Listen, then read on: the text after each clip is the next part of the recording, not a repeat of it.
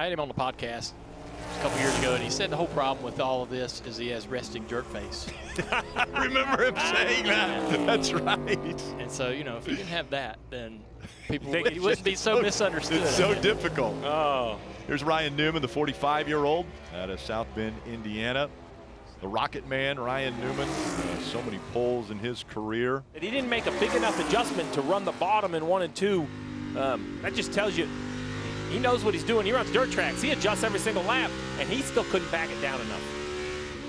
And Denny Hamlin's looking for a one and done here. And as quickly as I mentioned, Ford's having a good run in qualifying. Denny's about to knock him out. All the Fords knocked out of the top 5 as Hamlin posts the fastest lap, 23:55. Just they have better information being in that second group of practice. Or also, was the track just really bad for the first 8 or 10 that went in that first group? I mean, you know, it could have. Yeah. Anytime, even usually in qualifying, when it was all one group, you didn't want to be in that top 8 or 10. Right. You know, for whatever reason, there just wasn't a lot of grip or speed in the track, and I wonder if that's skewing the way we're looking at this as well. Because those laps there toward the end, Hamlin ran are incredible laps comparable to the rest of the people in his group, Group A.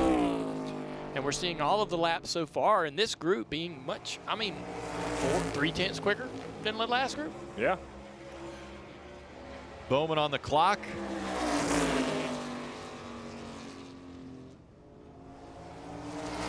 Again, his teammate Byron put up a 23:66 in the first group.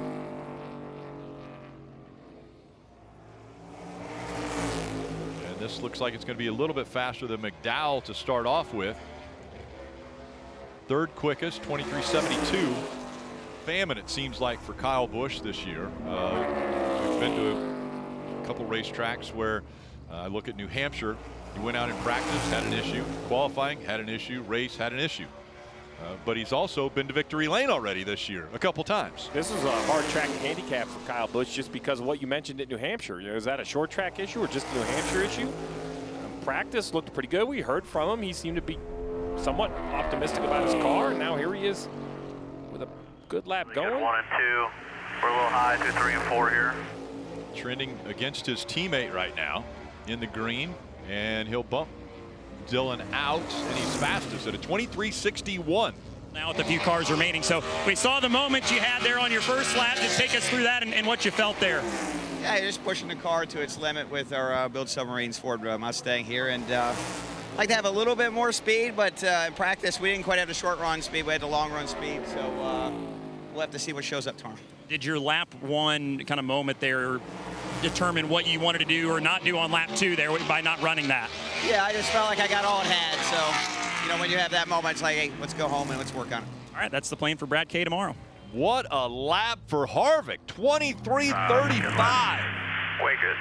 Way good is right. You notice the difference? They didn't have to tell Harvick to shut it down. Harvick was like, that one felt good, huh? He's 0.2 of a second faster than anybody ran in the first group. We'll see how Chase Elliott does. He's the first on track. And you expect this to be a one lap unless you make a mistake, one and done?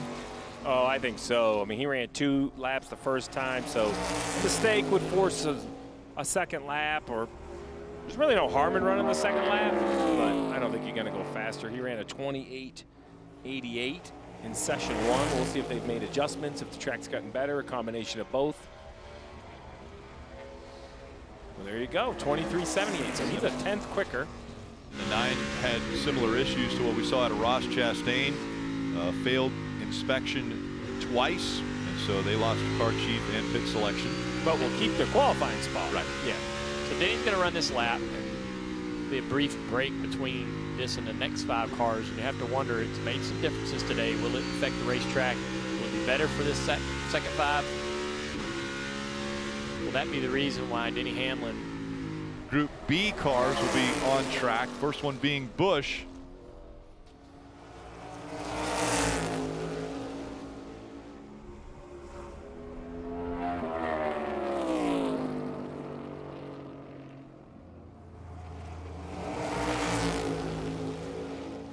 Well, Oh, so here you have it. This is right after Hamlin. So we talked a lot about Group A and Group B.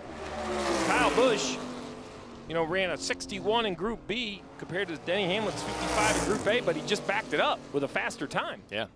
As far as fashion goes, William Byron's big hats. What's happening there? Are you guys a proponent of the big hat? I don't think I get a vote, but my kids tell me they're cool. Okay. So if the kids think they're cool, I think you got to stick with it. Yeah, not put much thought into it. I guess it's his thing, whatever. Tyler Reddick's on the clock now. I also see, Rick, I also see some cloud cover. I know it's very faint, but there is a little bit of shade kind of working itself around this racetrack. There was a break right then. Could it be an advantage? Reddick to the top of the board, but just barely. So right now, if there's any kind of gain from going out later in this session, it's very, very minimal. Reddick on his second lap, and he's 0.2 of a second off of what his first lap was. Good job. The final one to try to knock Reddick off the top of the charts. He was in the green through one and then lost it. Yeah, way higher than I think Harvick Warner run. He's a driver that normally paints right on that yellow line. He looked a half a lane up. Reddick's watching as well. Oh, this end much better. It's close. That's going to be it. Yeah, he doesn't get there on lap one, and as a matter of fact, he's 8th quickest on lap one.